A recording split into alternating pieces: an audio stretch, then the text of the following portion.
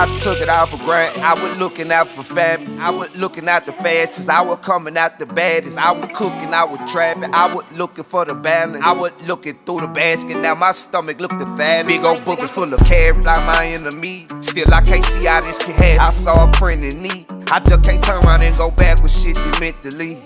I just can't turn around and look backwards, there ain't shit to see. I bumped my head so many times, I done seen so many. Mic check, mic check. What it do, world? Man, quick segment. Let me make sure y'all can hear me, man. I did a okay.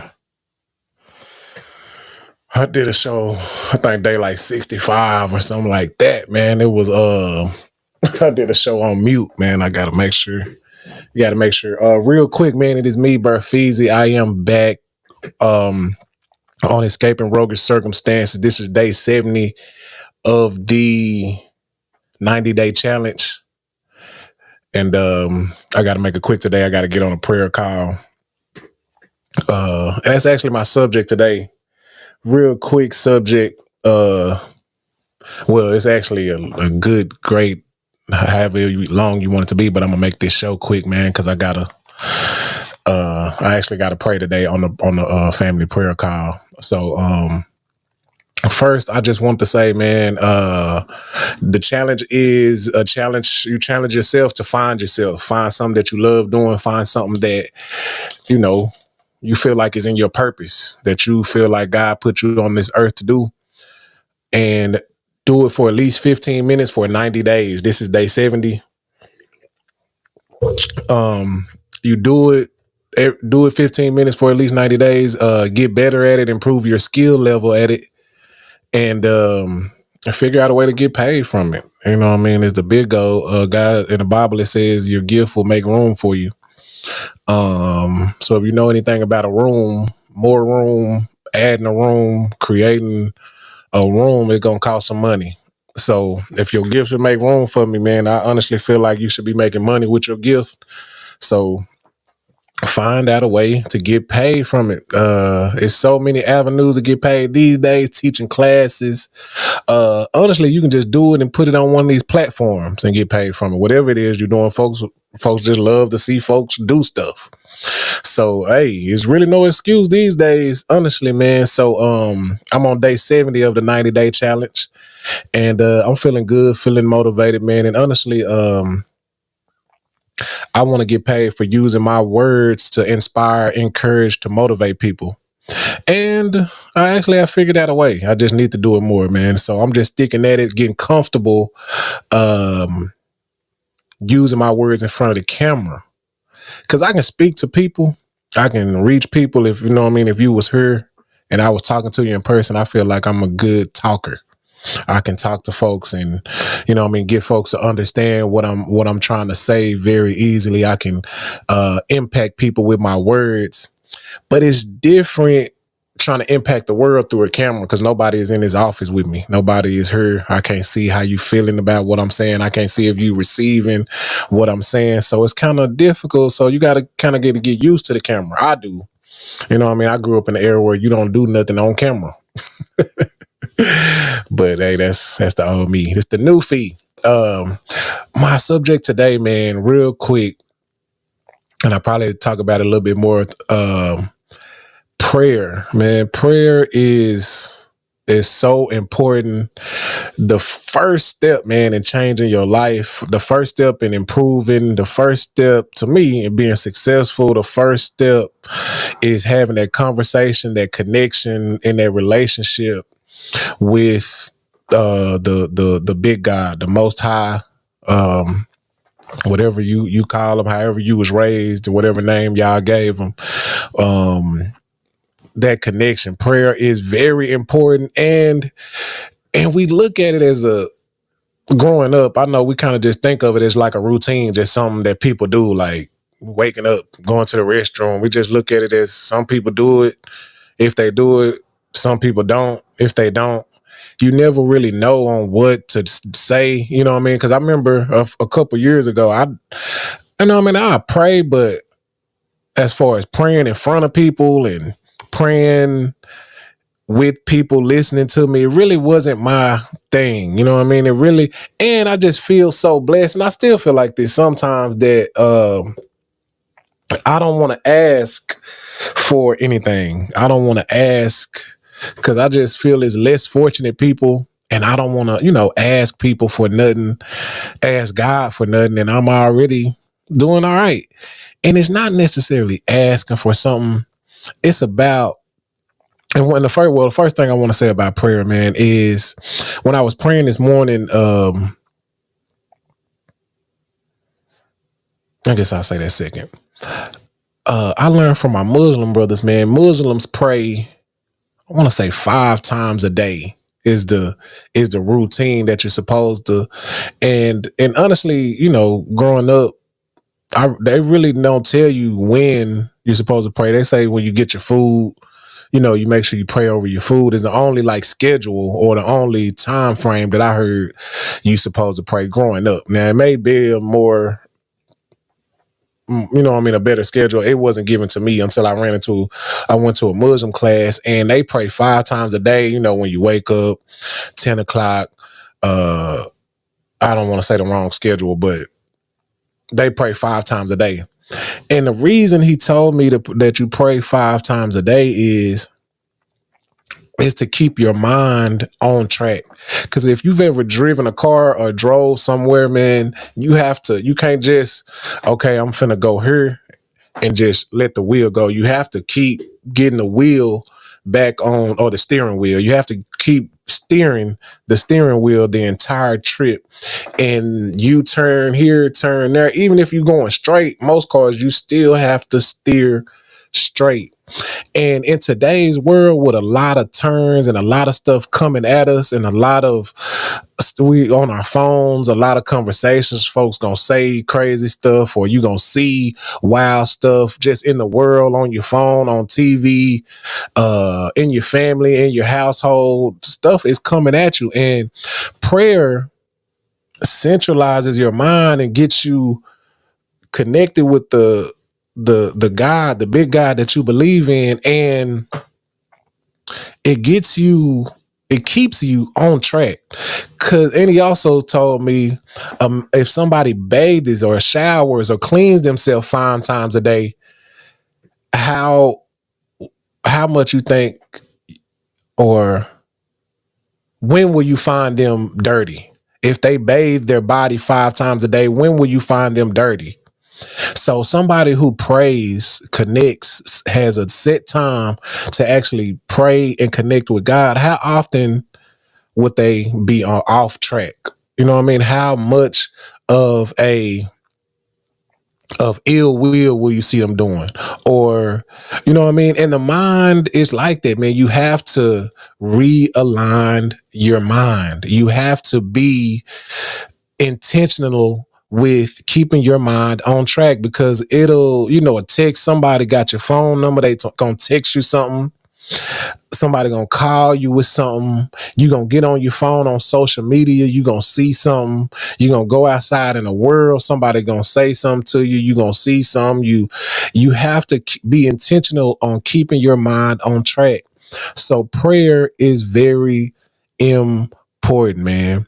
And when you're praying before, man, you just tell God something. I used to just tell God something. You just talking to God. Some of us say thank you. Some of us just pray, tell God what we need, what we want. Another thing about prayer that I wanted to talk about is meditation. Because in all connections and all relationships that you've ever had, man, if it was a relationship where all you did was talk and tell the other individual something, and you never listened to what that individual had to say, the relationship can't be right. If you never listen, when you praying, if you've never take time to just be quiet and just go in your head, close your eyes and just go inside your head, then you have not prayed. If all you do is, God, I need this, I pray for this, I pray for that, thank you, God, in advance, I know you're going to do it, and just get up, I am not I am under the impression that you have not prayed. I am under the impression that if you have not taken time to just be quiet, is that my daughter? If you have not taken the time to just be quiet and listen to your inner thoughts, the inner God, and then that's gonna bring me to my next one. Most times, 10 minutes already. What are you listening for? Is it a voice that's gonna come down out the sky? Is he gonna talk to you? Is he just gonna come in the room with you and you just gonna hear a firm voice and I hear you? I hear you. It's not gonna work like that. I am under the impression that God works through people. He works through individuals. So an idea may come to your head. Uh, uh, um, a confirmation that you've been thinking about, or something is going to come to you, and it may not. You may have so many thoughts, and your mind may be so on so many places that it may not come to you then. But you have to be consistent. If anything, you want to be consistent in is consistent with your connection with the big God, and you have to be intentional. So you know what I mean? Because sometimes I pray and I meditate and I just listen, and folks call it meditation, but that word kind of scares some people because you done seen or maybe heard some about it, or it just not maybe nobody in your religion or whatever you believe in, they never talk about that, so you're not sure if you're supposed to be doing that. But quiet time is what you know what I mean. Quiet time, we're doing so much that we don't know who we are. Honestly, we just look at stuff all day, whether we look talking to people about their situation and looking at other people's situation on our phone, or we watching TV and all of these images are coming at us that you don't know what you're thinking about. So honestly, just that quiet time, 5, 10, 15 minutes to yourself is that connection to God where you're just listening to your thoughts, listening. And what I was saying is that God works through people. So if an idea comes to your head to create something, clarification on something that you were debating or going back and forth in your head about, it's all type of things. And one last thing I'm gonna talk about, and then I'm gonna get off. I've been seeing something that it was some on a little skit, or a little somebody said something, and it was on social media. And I know a lot of people think about this because I've seen people share it, multiple people share it. And it was like, and don't tell me what God told you, or God ain't told you to tell me nothing, because he would have told me first. And I don't want, and it was right. And I hope that's what it said. It was something like that. But I honestly don't believe that, man, because God probably told you your mind was on something stupid and you didn't listen. Because God is always speaking to us, but we're not paying attention. And I'm honestly just realized this probably within the last few months, probably in the last year.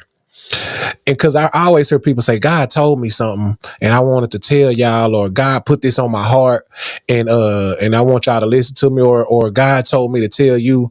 And I didn't understand, like, what do you mean God told you? But God is speaking to you when something comes in your mind and it stays there. An idea, something to tell. Because if you think about it, God works through people. So if you've ever got any advice from somebody, if you've ever gotten a helping hand, some help, the individual doesn't get the praise. It's the God that you believes in that came and helped you. I needed to pay my rent. Somebody just showed up at my doorstep and gave me $300. I was short $250. Now I got $50 to give me. Or I was walking, somebody gave me a ride. Now the individual, you say thank you to them as well, but it's God looking out for you. Or I needed a conversation and God. So don't think God didn't tell somebody else to tell you something. Or God, if God spoke to you about me, why didn't he tell me first? He did tell you. You steady doing the same dumb shit. He told you. You knew it wasn't right, but you steady doing it. So now, hopefully, hearing this voice, live voice, maybe could help you. He did tell you. You know what you're doing was wrong, but you kept doing it. Now it's another voice coming in, and now hopefully you correct your ways before you end up in jail, or correct your ways before you end up hurt, or whatever the situation is. But God is always speaking to us, but he also speaks or comes to you through an individual. So don't be stupid in lack of words, thinking that you don't need help, or yo God gonna come to you specifically, you gonna hear a voice, or if he ain't told you, if it didn't pop in your mind, if that way you wouldn't seek knowledge from others, if that way you wouldn't go to, you don't need school. If that was the case, you don't need anything from anybody else. God works through people. So if somebody told you something, take heed to it, even if you don't understand it. You know what I mean? Try to think about it. I don't know what she's talking about. Just hold on to it. It might just be in advance. It might just be a situation that's finna come up tomorrow, 5 years from now. But you know now, you know, and even if it never come up, just don't block your blessing thinking that he gonna speak to you directly and he's already spoken to you. You're not taking heed of what's popping in your mind. You still just thinking worldly. And I wish I can elaborate. I am going to elaborate, man. I am Burfeezy. I'm going to get on the prayer call. It's 8:21. I hope I said something that made sense. Hope I said something that inspired you. This is the 90-day challenge. Challenge yourself to find yourself. Challenge yourself to be great. Challenge yourself to be better than you were yesterday, man. Even if it take you a while to get there, at least you are on track, man. I am Burfeezy. I have some big plans. Hopefully this inspired you to get you some plans. Peace.